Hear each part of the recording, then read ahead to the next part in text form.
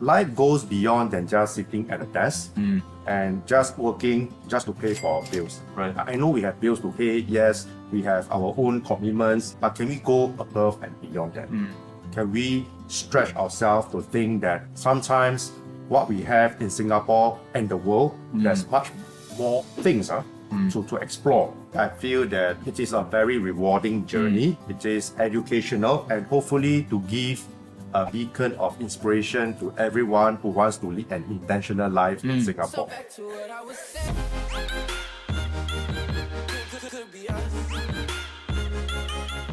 Hi everyone, welcome back to the Beansprout Podcast. So as all of you know, a few months ago we launched a new vertical on our website called Money Diaries. And as part of this series, we wanted to interview everyday Singaporeans to find out, how is it that they are tailoring their own investment approaches to suit the lifestyle that they're trying to design. So here at Beansprout, one thing that we talk a lot about is that it's not just about what you buy, it's also understanding why we buy these things. So today we're very lucky to have Ken join us for the podcast. As some of you may recall, Ken's piece was on how he's actually investing in order to travel to up to 50 countries. And actually Ken's Money Diaries is one of the more popular ones. It did much better than we expected. And I think a lot of the interest around it was understanding how is it that you actually managed to put together a kind of investment portfolio that suits the kind of life that you are actually trying to design for yourself right now. So before we jump into today's podcast, I just wanted to maybe kick us off by asking you, what did it feel like to be featured on our website? Oh, first of all, thanks a lot for having me here, Julian. I thought it is a great opportunity to do this podcast. And personally, I feel that it is a very rewarding journey. It is educational and hopefully to give a beacon of inspiration to everyone who wants to lead an intentional life in Singapore. So what does it mean to you to lead an intentional life? So to me, the word intentional life, it is to have the flexibility to pursue whatever the individual would like to do at some point of their career life stage. Sometimes we might be bounded by circumstances externally, but having said that, think about how you can build a business together so that you can fulfill things that are unfulfilled. So this is how I define as intentional. Thanks so much for sharing that. So we'll probably talk a little bit more about intentionality later on in the episode. But for now, I thought, maybe we could talk a little bit about how your love for travel first started. So very interestingly, I was holding a full-time job in a market research company based in UK. Yeah. And I was closing deals, right, across the different countries in Asia. And one of these days, I happened to Google and I saw this very beautiful country. This country was Iceland. Right. And I thought, wow, look at the glacier, look at the natural surrounding. And I'm asking myself, so what am I doing here at my desk?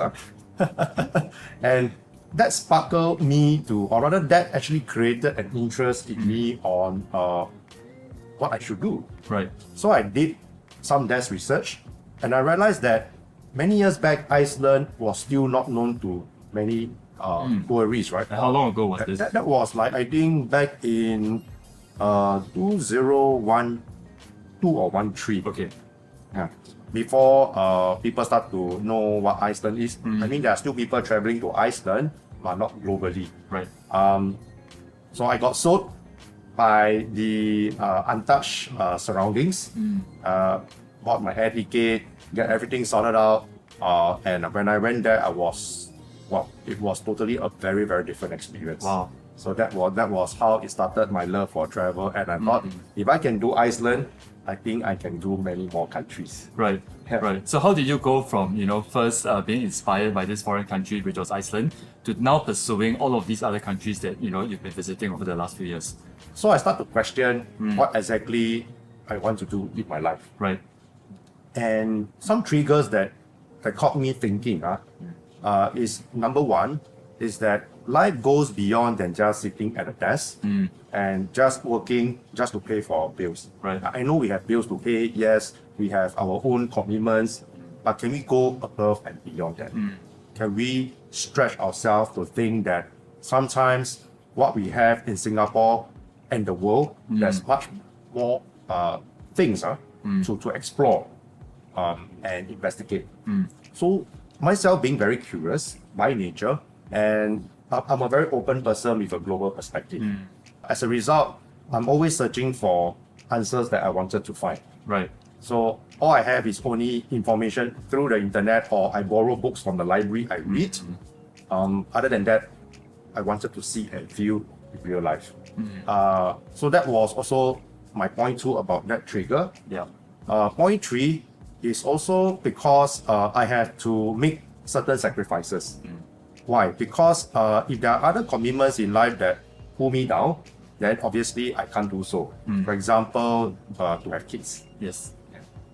So I discussed with my wife, and my wife said, no, we are not planning to have kids, not because we do not want to, we love kids, but we wanted to spend our time to make impact in whatever we do.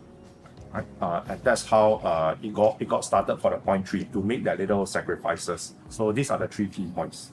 So actually, I'm curious for yourself, when you talk about all of these like realizations that life in Singapore is more than just the usual scripts, right, that we've been told. Sure. Was this a realization that came to you slowly across the course of your career, or was it kind of just like something that triggered it and you realized it overnight? How did this happen for you? Very interestingly, these things came in overnight or even a number of years. Right. Because back then, in the 80s, right, we are always told and being conditioned that we need to study, we need to score well, and by doing so, we get into good universities, we get good grades, we get good jobs, and we get good pay. That was a whole narrative. Personally, I find that it is, yes, it is great, it is good, but it wasn't challenging myself. Right. I find that life is very mundane.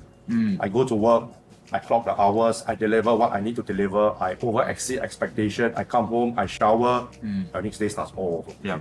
So I thought maybe my life should be a little bit more colorful. Right.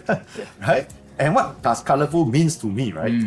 So I did a bit of soul searching, and when the first trip with Iceland started, then it's not just natural scenery. After that, I expanded my scope to include history, heritage, culture. Yeah. And I'm wondering, following Iceland, were there any countries that left, a deeper impression on you that really kind of helped to reinforce or even answer some of these questions that you're looking for? I would like to say that despite what we have read in the media, and of course the current situation in the Middle East, which is very unfortunate. Having said that, before all of this started, I thought to myself, what exactly the people in the Middle East are thinking? How have they been living? Their history, their own local culture, and me going there to learn about how the people have existed for many years. Right. So I decided to, and this is one of the more our more impactful trips that I had. So I started with Morocco first. Okay, and when was this? That was, I think 3 or 4 years back. Okay. 3 or 4 years back.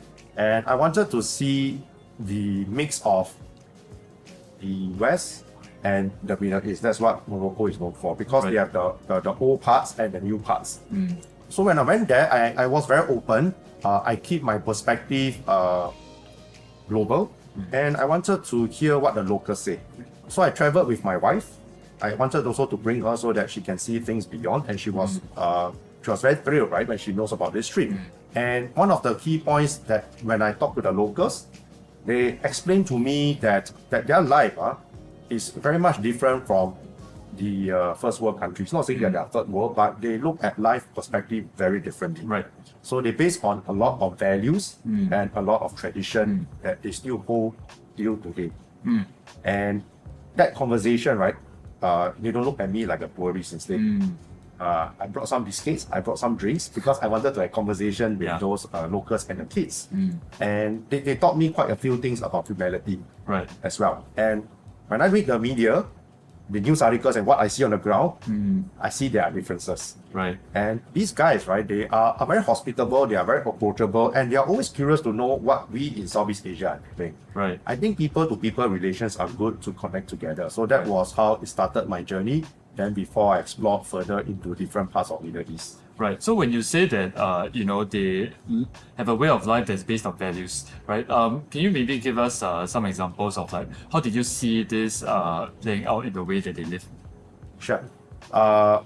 So an example is, and I can remember my latest trip in Oman. Right. I went to Oman twice, and I went to a village that was abandoned since 600 years ago. It was abandoned because the villagers started to move out and decided to live in better living quarters. I mean, they wanted to move ahead with the times. So one of the values that the locals have shared with me, right, is that even though technology advances and things start to change, they still have the local tradition of having Omani coffee, dates, and the way of that kind gesture over to a stranger, right, still remains. Yeah. And after that, for the visitor or the stranger, right, to accept and understand the Muslim culture. Right.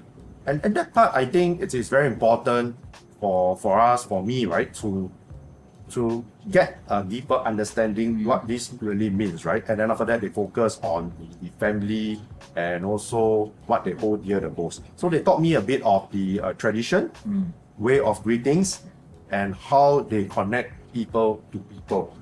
And they look across globally as people who come to Oman, Right. and they wanted them to also identify what is so special about Oman. In fact, this is my second time in Oman.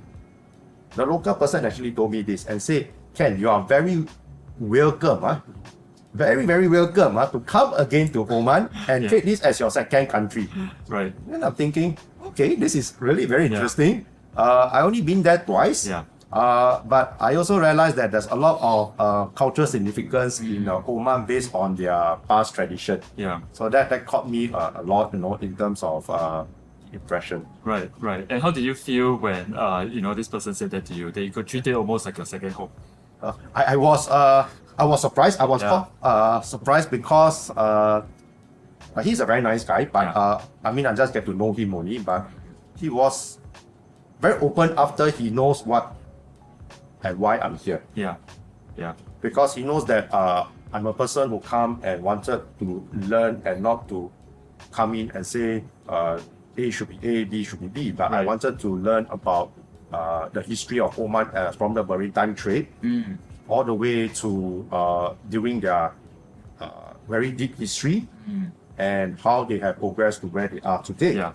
So that part of that tradition, they are willing to share with me. And when they share with me, I'm here to listen. Yeah, it also sounds like you had the open-mindedness. Yes. Not much expectations. No expectation. There isn't a need to do any comparison. We travel because myself, I travel for a reason. Yeah. I'm here to consume knowledge as much as I can so that with age, with key learnings, I become a much wiser person. Right. Right. So I walk away, and I think that's the reason why he said that this is going to be my second country, because this is they respected me sitting there listening, very unbiased, and I asked questions to get to know more about their families, right, and the way of living. This same kind of mindset and perspective is also the same when I went to Mongolia. Right. When I went to Mongolia, I went to visit a local family. I intentionally asked the guide to bring me to a local family. So this lady, she doesn't speak English, but I have my guide as a translator. We got along quite well because she listens to Chinese music. She played for me. I was very happy. She makes some very nice food. And she stayed in a very remote area in the York. And her kids, she worked very hard to send her kids to school. And she stayed many miles, away. And she said to me this, and she said, Ken, maybe I can become a second mother. I said, whoa. I said, where does this come from? Maybe it's because of my interpersonal skills, or maybe the way that I'm very curious to know about people.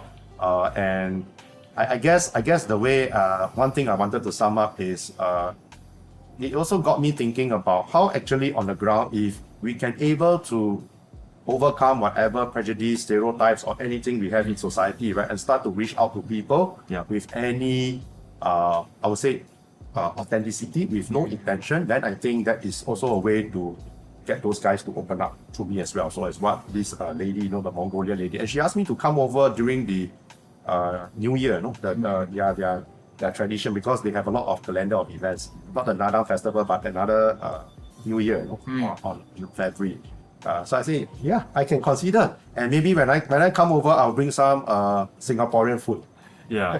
So she was very happy. Yeah, I would imagine that for a lot of all these places that sees a lot of tourism, they probably don't just say this to anyone, right? I think they could probably also sense that you have the curiosity and the interest to really understand their culture. And you're not just there to, because of certain stereotypes or things like that. Yeah, exactly. So at this point, you've visited, 47, 48 countries? Right now, 49. 49. Wow. So how would you say, thinking about before you started visiting all of these countries and after, and the person that you are now, like what would you say is the most different about your life? Very good question. I think before I started my travel, I tend to look at life as very sporadic. So I'm a person who is social. I make friends easily. I have many friends and I see all walks of life. But that was mainly in Singapore and perhaps some parts of Southeast Asia, maybe some parts in Australia and other countries. But before that, I was mainly just going out with friends, hanging out with friends. We go out for drinks, we chill, we relax. But I didn't really think too much about what's going to happen in the future, right? And I just take things one time at a go. So kind of more focused on the present moment. On the present moment, which is still good. But after that, I think that Singapore, it is what it is. It's a great city, it's a great country. But there are so many more things that I do not have knowledge on. And if I happen to meet a bunch of intellectuals, right, and they discuss a certain topic, I do not even know how to jump in because I realize that I lack the insights. The insights is not just based on papers that I read. It's not based on maybe some journal articles or even those global news media, right? But they're much more than that. So this is where I take a leap of faith and fast forward. If you ask me right now, I would say that I'm a much wiser person, much calm and composed person, and I look at things very objective, very factual, and very unbiased. I guess that's the reason why with all the collective insights and perspective, I also didn't realize that I can use all this information, this expertise, right, to do career coaching, Right. group or one-to-one. And it's not just only people in Singapore or people in Asia, but globally. So just recently, I think 1 or 2 days ago, I was in a one-to-one coaching conversation with a guy in Romania. Romania? Yes. Wow, okay. Romania, right? And I think it was a very interesting experience because I wouldn't know how someone in Romania think about the world of work, jobs and career because their employment landscape is so different from other European countries, right? The bigger ones like France or even Germany. But Romania has a very unique, of course, culture, unique way of looking at things. So that gives me another dimension. Right. So I guess this is where I can bring whatever I see in parts of the world and try to elevate my perspective and provide the relevant advisory if I'm a career advisor to my client. Yeah, so is it fair to say that it is because you are so widely traveled that actually it gave you enough of that maybe cultural context or sensitivity to help this client that you're working with? Yes, sure. So sensitivity, it is important. The reason is because whatever that we say, our choice of words, our posturing, our tonality, it matters. And whether whoever the person is, we also need to read the room, read the signals. Right. I think all this can only be learned, right? If you are doing a job, a role that gives you experience, or you can take it personally and start to do maybe it's not just travel, but also could be your personal interest, like even hiking, for example. Okay, so actually I would like to maybe take a bit of a short digression. Sure. We haven't talked much about the work that you do, Sure. but I think obviously with travel being such a big part of your life, I'm sure it has an impact across many different areas as well. So actually I would love to hear a little bit more about this, right? You talked a bit about how it has equipped you to have a richer conversation with your client. Yeah. Actually, how else have you seen it having a positive impact on your life beyond your work? When I look at things, I started to become more analytical. I didn't jump to conclusion immediately. Okay. I always take 2 steps back and look at the upside and the downside. Is it a case of overthinking? My answer to that is no. Is it a case of underthinking? The answer is no as well. Okay. So it's a matter of approaching situation, right? And knowing where and how to pull the trigger to reach the objective. So that's personally for myself beyond work if I have to make a decision. Right. Okay. Is there a recent example of when you found yourself doing this? Yes, I think I look at it as perhaps from an investment perspective. Let's talk about investment. Yeah. And because some parts of the places which I travel, right, it's not common man used to travel. So I tend to be a bit more adventurous. Some say risky, but I would like to say taking a balance of being over risky or under risky, right? There's always a balance of matters, right? Yeah. And therefore, right, some years back, when I was into equities, I decided also to put aside part of my portfolio into private equities. That was during the time when there is a very thriving startup scene. So I invested in 2 startups. Okay. One of them got listed in Australia, but they might be looking in America soon for perhaps secondary listing or even to move over there. And one of the things is that the reason why is because not just I'm hoping that my capital can be able to grow by 2x, 3x, 4x, Sure. but it's also the experience that I wanted to get, because I look at this, I'm buying a seat here. Yeah. I'm buying a seat to get to the management level, to the founder level. Yes. Right? If I'll do my full-time job, I don't think I'll have a seat just beside the CEO. It's not going to be possible. Right. Unless you decided to craft a corporate journey within the organization. Right. Yeah. Yeah? So even though I climbed to a very senior level in regional business development, but that was only very functional. Yeah. Right now, The kind of stake that you have in Yes, business is very different. I bought a seat and I can able to lend my strategic perspective. Yeah. And I did a strategic deck for those guys. But of course, I invested my capital as well. But I also wanted to let them know that I'm sharing that journey with you. It was an 8-9 years journey Yeah. of up and down. Yeah. And right now, of course, those guys, they have funding from all the big guys, right? The big guys. But before that, in the seed round, I was there. Yeah. I was there with them. And Yeah. the founder, right, actually told me and to their guys, their own people, he said, had it not been for Ken, actually I'm a very small guy. He said, had it not been for Ken, we wouldn't be here. And I hear this, I said, okay. And personally, I also train some of the B2B sales guys, right? For one session during their retreat. So I thought it's a good way to make an impact as well. Yes. So that was the kind of experience I wanted to accumulate, because if I look back, at least I know I have this experience within my portfolio. And that's the reason why I'm big on experience. Right. Yeah, and I think now that we're talking about investments, I think when we were interviewing you for the Money Diaries article, one thing that struck me was really how much knowledge you have about all these different asset classes. I think this was a point that you really tried to emphasize, right? That people should spend enough time understanding the different asset classes and then go and figure out what makes sense for what you are trying to design for yourself. So I was thinking, maybe you could share a little bit more about how you even got started in the first place, and what was the journey like, getting started and then learning and accumulating all of this information over your journey. So interestingly, right, it was before the global financial crisis that I started my investment journey. And I remember I was an entry-level guy, right? I was an education counselor only. Right. I wasn't even into sales, but that was the first time I know about career coaching. And I was working for an Australian-based company that has an office in Singapore. And the first equity that I bought was basically things that I see, I hear, I touch. Right. That stock is none other than FJ Benjamin. Okay. Yeah. And back then, there isn't a lot of narrative information apart from what we have today. Yeah. Back then, it was a couple of blogs. Yeah. And I have my very dear friend, which he was the first blog I read, and I fell in love with the way he write. His moniker name was Music Whiz. Okay. Okay, and because the way he write was very factual, very objective, there wasn't any emotion-based investing.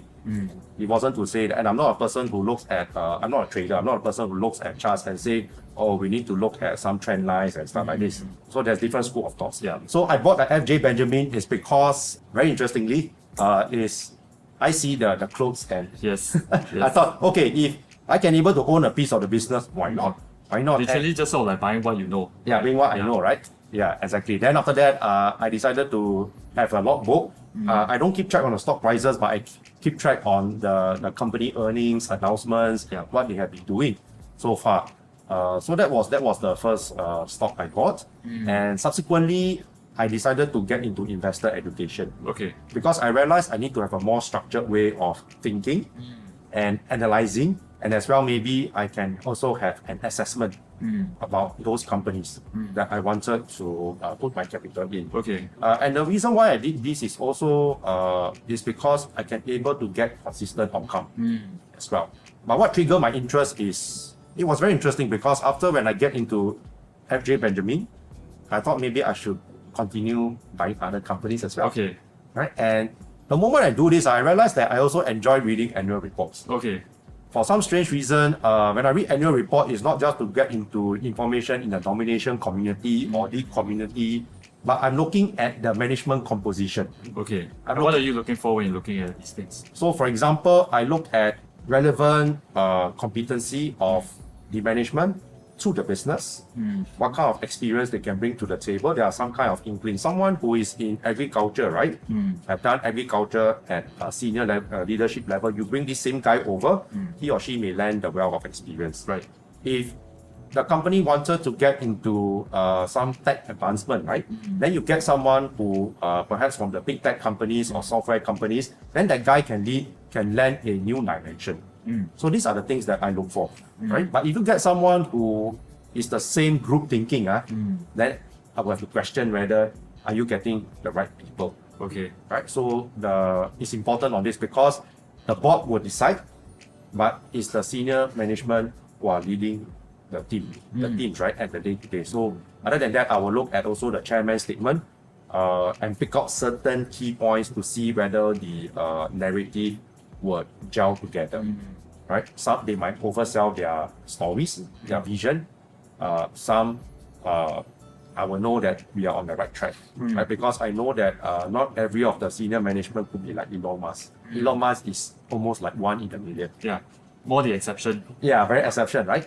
So, and there's only one Mark Zuckerberg, right? So we cannot always expect that somebody will come up with a grand idea and this idea will start to grow. Right now, of course, in the AI, everybody start to sell the AI ideas. So these are the things that I look out for in the annual report. So I got some interest, deepened my interest, and after that, I will then look at the financial statements. Okay. Yeah.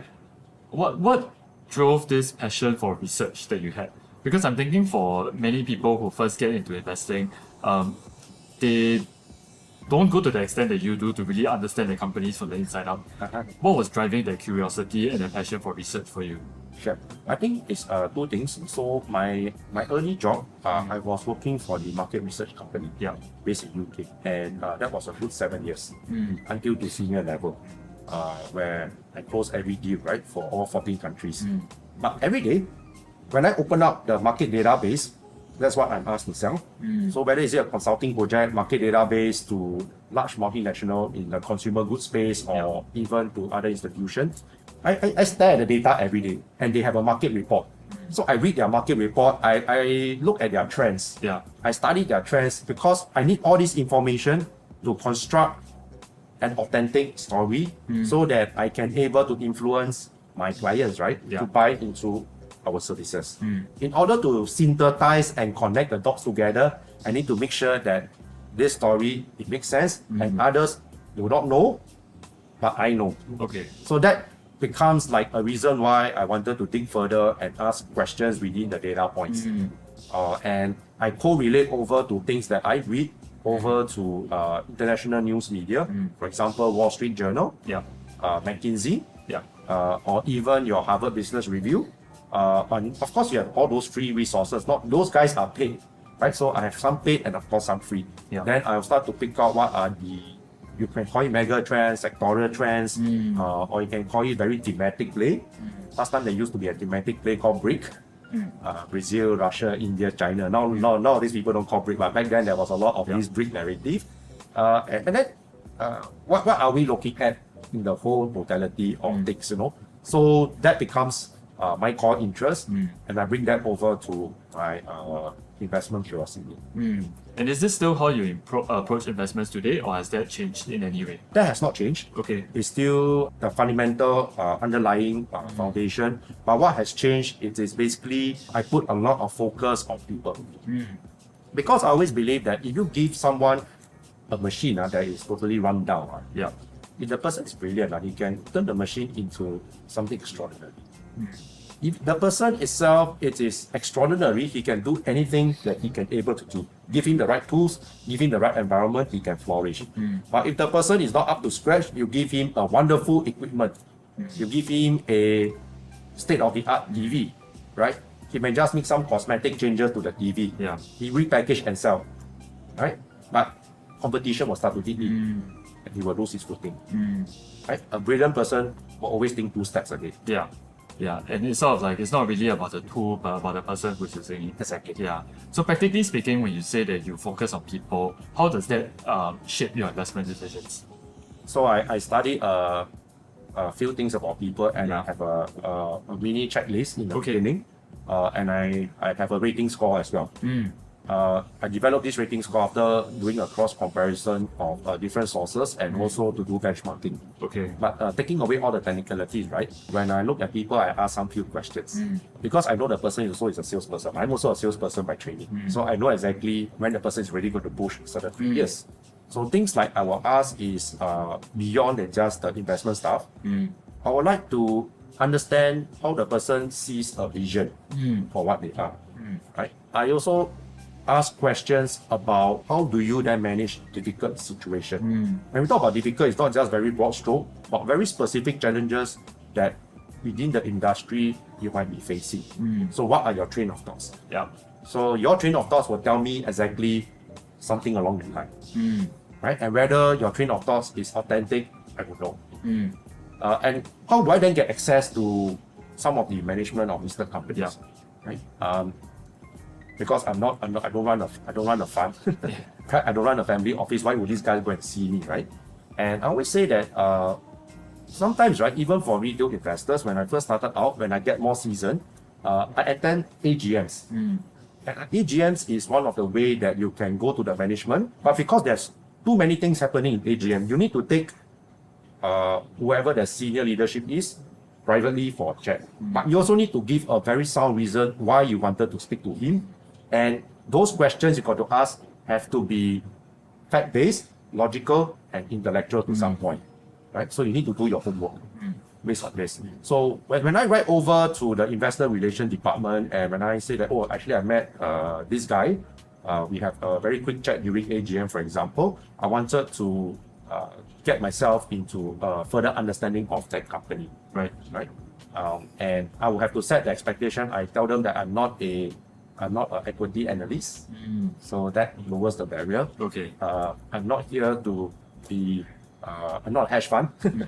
I'm not here to pinpoint whatever things that your company is looking for. Okay. Right?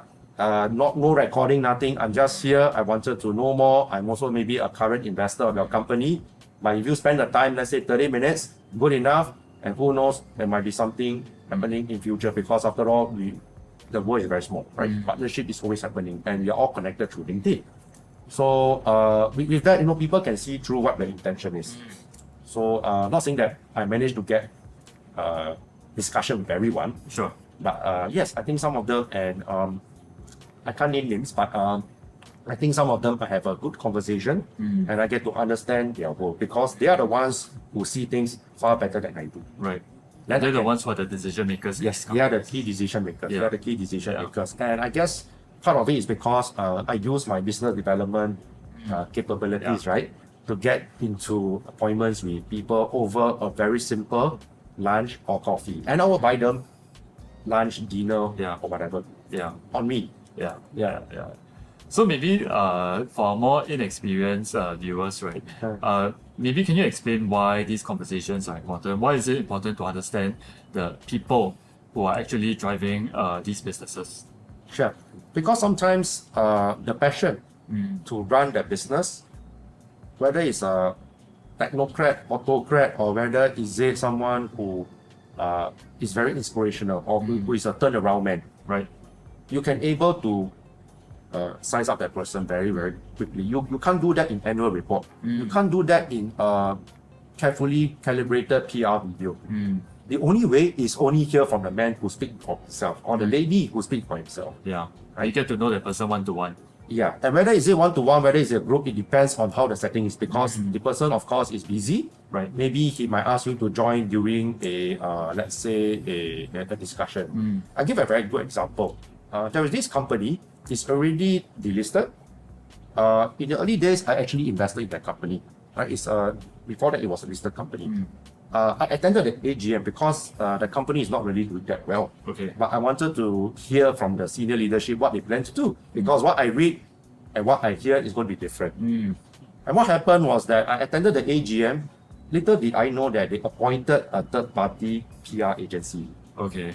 So after the AGM finished, you did all the normal stuff, the appointment, the resolution, all completed. Yeah. I went up over to the CEO. He was in a very rush of time to hurry off. Yeah. And when I want to approach him, suddenly a bunch of PR guys start to surround me. Okay. Yeah. Okay. And they say, okay, you have these questions, right? I'm going. You can able to ask the questions to us, and we can answer. And I look at the guy at the eye. I said, I appreciate that. The CEO was just right there. Yeah, right there. I appreciate that, but the reason why I spend the time, you have to respect my time. Okay, I'm talking to the man himself. I'm not talking to you. You have your job. I respect that. Yeah. Now I will appreciate if you can stand one side. I speak to the man himself. Right? Can you do that? Yeah. And after that, they say, no. You have to frame the questions to me. Then after that, we can answer. I say, I'm not interested in PR answers. Okay. I'm interested because I want to hear the man himself. Am I a big time investor? No. But I'm also a person, and because your company is a retail company, by the way, that company itself, it is out in the open. Yeah. Right? And truth to be told, I'm also a consumer. Yeah. Everyone is a consumer. Yeah. Right? It's a publicly listed company. Exactly. Yeah. The media has come in such a way that anyone can write very unbiased articles. So there is also something, a concession, right? To make sure that at least investors understand and at least the whole community understands. Yeah. And once I mentioned something along that line, the PR people, they get the idea. Yeah. And I told them that I can have a chat with you later. Yeah. But seriously, I'm not interested to hear any textbook answer. Okay? And you also do not know what questions I will ask. But I can tell you, I'm not someone from a financial institution. Right. Just a pure retail investor sitting here, spending the time, coming here, let's respect each other's time. Right? So I was very clear about my agenda. Okay. And the CEO at the back, he hear what he says, okay, let's hear from this gentleman. Yeah. So you must have the courage to do that. I have the courage to do that, right? Yeah. I have nothing to lose. And I went up and I broadly asked him a few questions. There was no script. The script actually I memorized it. Some questions I asked. I did my prior survey, everything. Yeah. And the conversation went well because he shared with me certain aspects of what he thinks in the industry, right? And how he wanted to turn things around, right? And what is he looking at? And of course, information, he said, oh, you can just read the annual report. This is just annual report. What goes beyond that thinking? What triggers it? Why you are mentioning certain things that you think is useful? So with that, the PR guys are back. We just put there, listen, and by then I think there was a whole bunch of PR guys. The rest of the retail investors, they actually crowd around me. Right. Yeah. They were probably interested in what you had to say. Yeah, correct. So, who is this guy? Yeah. Okay. So I managed to get the attention of the rest, and they all crowd around me and they listen to the questions that I asked, which is very business-oriented things that I wanted to get info, right? And after that, I have some knowledge based on this. I took a little notebook. I just write down some keywords, and I thank the CEO for his time. The time taken is only 10 minutes. Wow. Okay. Yeah. 10 minutes, nothing more, nothing less. Yeah. And this is just an example about sometimes you might see different situational things that happen within the AGM. Right. Do I need to speak to everyone in the management? The answer is no. It depends on how you view that company, whether it's an investment worth. Oh, thank you so much for sharing the story. Yeah. So at this point in your investment journey, how do you think about your investments? I think my investment have been very rewarding so far. Back in the global financial crisis, I bought some turnaround assets, including banks. So when there's bank and property crisis, I do the opposite. I buy banks, I buy property assets. right? I buy into mega trends as well. Yeah. Which of course happening in Singapore. That was also back then when the Marina Bay Sands and the casino started to open up, right? I didn't buy into Genting, just FYI. Yeah. But I got into, and that is well known in the investment community. I bought into Hobie. Hobie, right? That was the property developer for Sentosa. That was back then, right? When it was being slated, for the rich people to buy the properties. So now I get a slice of it. Yeah. And my investment went up, right? 3x, and that was one of the few times I realized that it can able to scale up, right? Yeah. So I bought a number of property assets, equities, not the real property, because I thought it's better to get highly liquid assets without any, I would say, without any policy changes, right? Because if you buy property, you're bound to be affected by policy changes at some point of time. So I get into this. I bought into Citibank when it was $1.07. It was going to be nationalized. Is it an easy decision? No. I remember about 2 a.m., 3 a.m. Singapore time, I was listening to the BBC. Because I was going to press whether I should buy or whether I should sell. Right. In fact, there's nothing to sell because I'm thinking of whether short selling or whatever. But it was more on buying.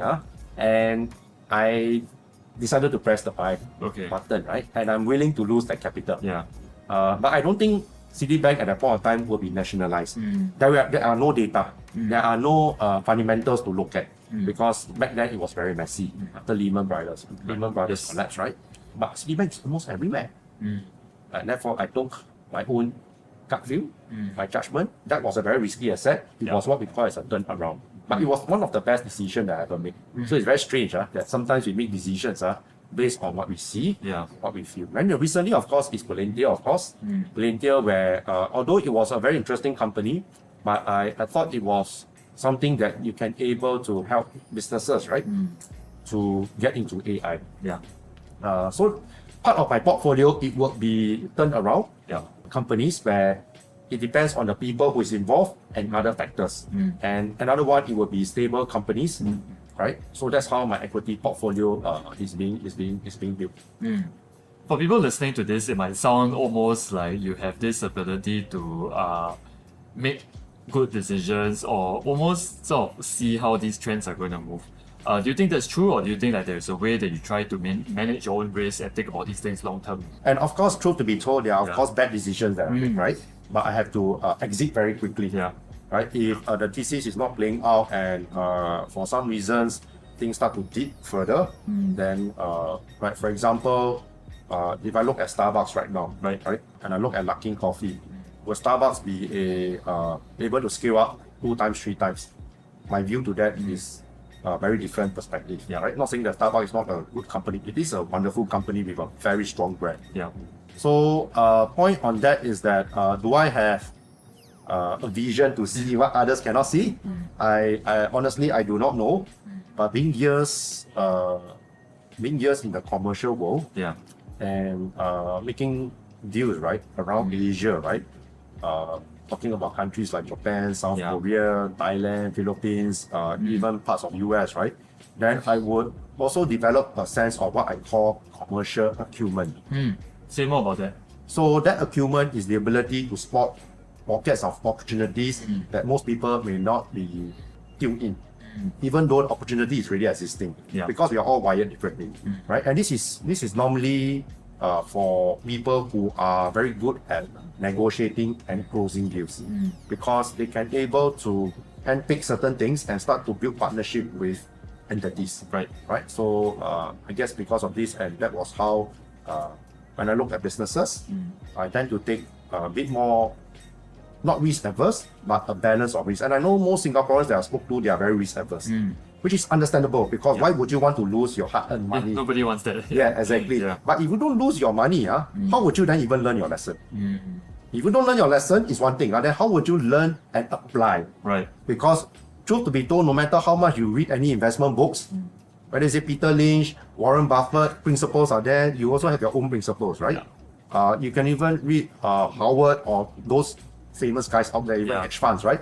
Then how would you then apply what you learn? And the only way to do so is only to use your money, because it is your own money. You have a stake in it. Right? And as much as there are all of these best practices out there, it's very different. It's not as though you follow it and you apply it and then it works, right? There's always translating your own experience, your own decision making into the reality, and then learning what works for yourself as well. Yes, Yeah. exactly. And once you know the balance of what works for yourself and you develop your philosophy, Yeah. can call it principles and your Yeah. assessment criteria, make sure that you have an exit strategy as well. Exit strategy. And I know there is also another school of thought where you can buy and hold forever. If you ask me 15 years, 20 years ago, maybe I'll buy into this reason. Right. It's not saying that it's not good, Yeah. but the way I look at it is that these days there's a lot of uncertainty. And you will never know the external environment, how it operates, how it shapes. In the past, we talk about globalization, as you know, right? These days, economies are looking inwards, right? And you see things start to change very differently, Yeah. right? There are still regional cooperation, but risk factor might decrease in that sense. So therefore, I would say that instead of buy and hold forever, if you know your exit strategy, if you know exactly what you're trying to achieve, then you can work backwards and develop your plan from there. Okay, so what does this mean? Does this mean that you don't buy into some of these narratives about just buy into the S&P 500, hold for 30 years? Right? Does it mean that you don't quite believe in that anymore? I still believe in that, but I mean, if someone who is risk averse, right, just wanted to buy S&P 500 and just leave it as it is, then do their own stuff. Yeah. So so be it, because everyone has their own investment philosophy, right? Right. Or the way of putting their money where it is. And of course, there's a lot of statistics to say S&P 500 can beat other stuff and so on and so forth. Historically, all that. Historically, and all these things, right?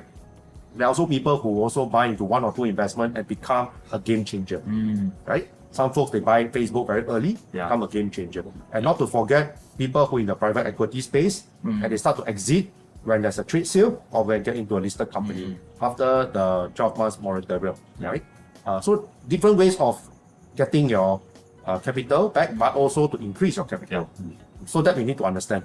So therefore, I would say that if, in my view, right, for S&P 500, which is great, but I tend to wanted to have more control. And not because I'm a control freak, but to have the flexibility and to build a portfolio that I can call my own. Right. And not depending only on an index. Whether is it passive or whether is it active.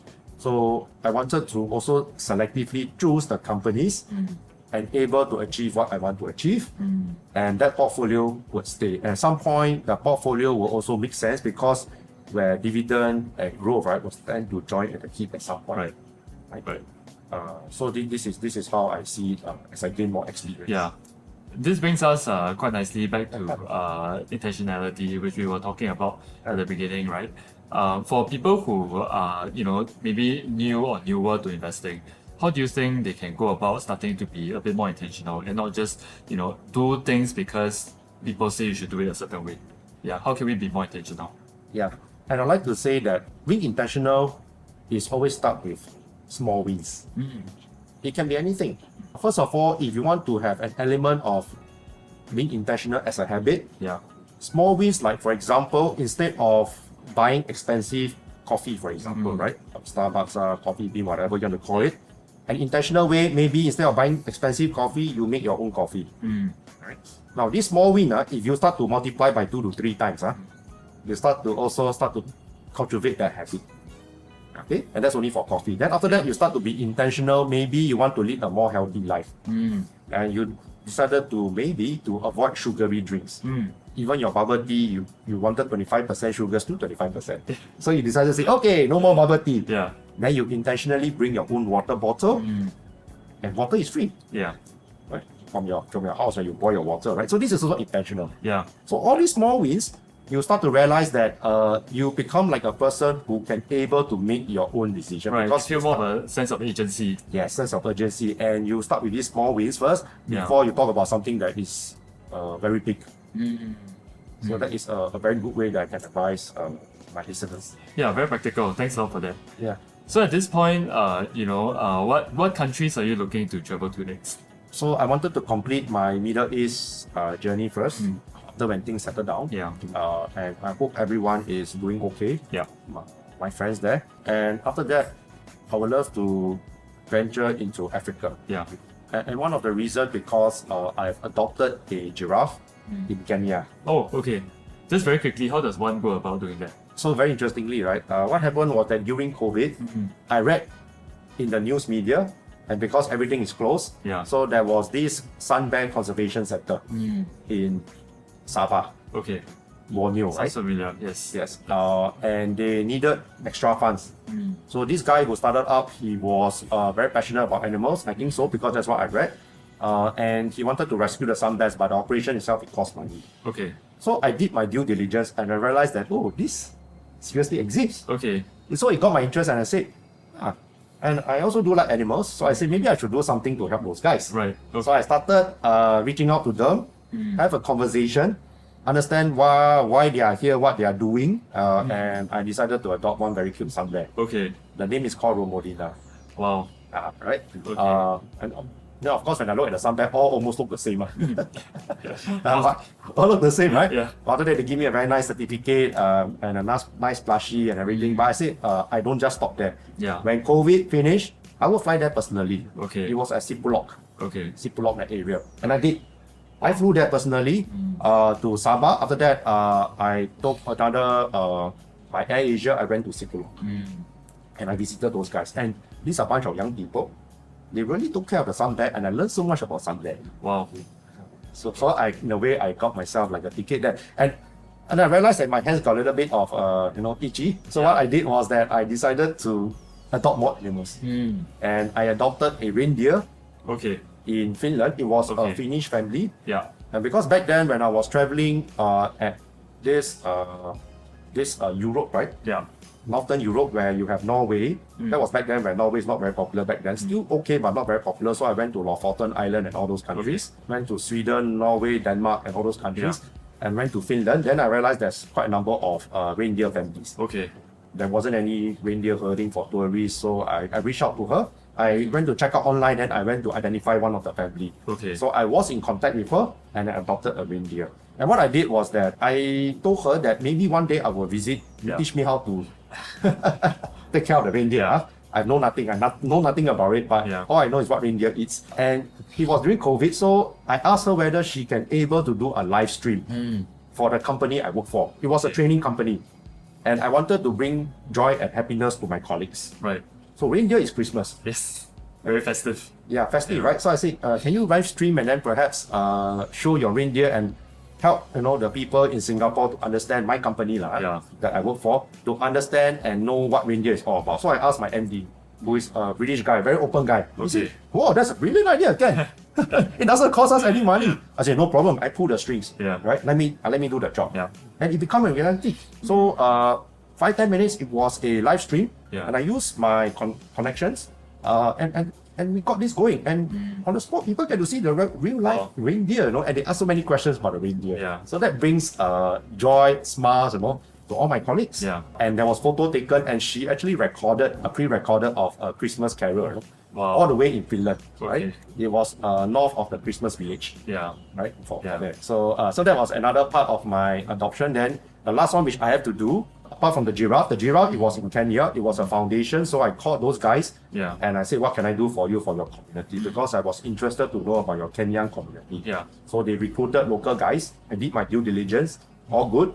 And they recruited local for the job so that they can able to serve foreigners, right? Or tourists, right, who's coming to Kenya because they have a resort. So I was in touch with those guys and the locals, and they said, come over, I can show you my village.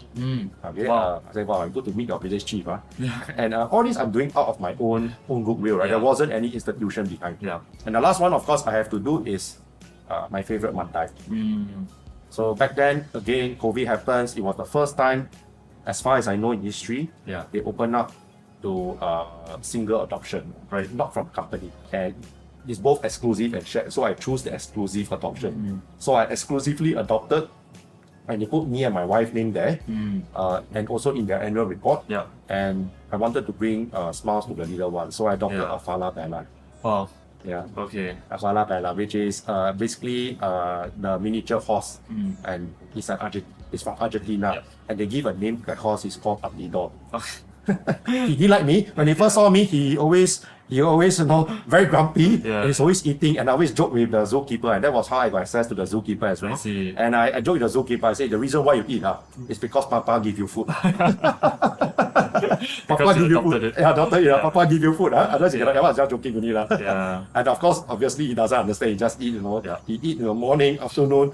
I really is always eating. When I visited him, he's always eating. And I start to take an interest also in animal conservation, and started to bring my notebook. Yeah. And I went to the zoo several times. Yeah. I tried to allocate some time to that, and I learned all about the life cycle of animals, the different breeds, and even including the primates, which is the monkeys. Yeah. But I didn't know that I was getting some knowledge on this. Yeah. So one involvement can lead to another. Yes. I think end of the day is about what intentional effort do you want to do. Yeah, yeah. And I'm hearing kind of a big theme around how, when you are interested in something, like there's almost no hesitation to go towards it and just be curious about it. And if it requires research, just do it. Yeah. Just kind of get into it. And if it matters enough to you, just do something about it, right? Yes. Don't need to get so caught up, over analyzing and overthinking. Sure. Yeah. Exactly. Yeah. So I think thanks a lot for sharing that. As we come to the end and start to wrap up, I'm just wondering if you have any closing thoughts or any advice that you want to share, whether it's relating to travel or investments. For investment, for people who are new, don't be afraid to make mistakes. Only through mistakes you will learn. Yeah. And there is a cost to making mistakes. Okay, you must be able to stomach the cost. It's not saying that you have to make a huge loss. Yeah. However small loss, take it as a learning journey. Because this is a good, so-called, in my view, it's a good cost to bear, because it will make you a much wiser person. Like your curriculum fees. Exactly, your curriculum fees, right? And some things there's no way you can find through the research reports. Yeah. For example, sizing up of the management or the leadership team, right? From the investment perspective, whether is it private equity, whether is it public estate. So that's one. Second thing about investment is that you need to have an interest. That interest is not saying because you want to make more money. You must enjoy the process. Because through enjoying the process, you start to spot opportunities around. Your way of thinking, your way of looking at things will be very different. Right? And once you have that interest, your behavior will start to change. So that interest is maybe you have developed certain curiosity, or maybe you would like to find out more about that particular industry or certain thing that you think will be maybe groundbreaking stuff, right? It could be maybe deep tech, for example. Yeah. Right? At one point in time, people talking about deep tech, robotics, and all this stuff. Yeah, and get into the community, get into the space, find out what exactly it means, who are the people involved, what are the constraints, who are the sponsors, who are the key stakeholders. Get into that space. So that interest will help you to form an investment thesis. So that is what I meant by interest. Right? And then the last of all, make sure that you have, if you are new, try to find maybe one or two mentor that you can find. Because this mentor will help to accelerate your key takeaway. Right. Mentors who are there to give you a very unbiased, rationalized, and logical view. Right? I know there are many gurus out there in the internet. GameStop is one example. People make money through GameStop. Yeah. Okay, people also make money through Bitcoin. But it's not just only about money, right? Because after a while, you are playing for the long game. Yeah. And that is what I meant by the investment. But on travel, my final key takeaway is that if you are a person who likes to have a little bit of adventure in you, don't let anything stop you. Find ways to get to whichever country, whichever place or site that you want. Because if you don't do, you'll never know whether there's another catastrophe that might happen, whether is it the disease or even outbreak, or whether is it due to geopolitical consideration. You never know. So better to do where you feel that it is the way to go about doing it. And nothing is stopping you, because you make your own decision. Don't let naysayers or don't let people who put you down. Just go ahead with what you think is best, and make your own due diligence and your own calculation. Once again, I just wanted to say a big thank you for appearing on our podcast. We talked about quite a lot of things, right? Really ranging from life, designing your life, to career, to travel, to just general philosophy on how we should be more intentional about the choices that we make. So I really hope that for our listeners, you found this conversation with Ken useful. If you would like to see us do more of this, let us know. Don't forget to like, share, and subscribe to our YouTube channel. And we'll see you at the next one.